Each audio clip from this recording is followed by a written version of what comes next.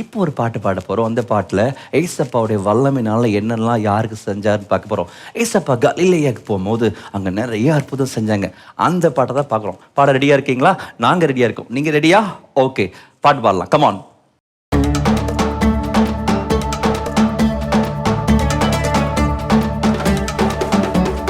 கலிலேயா என்ற ஊரில் இயேசு ஜனங்களை தொட்டார்.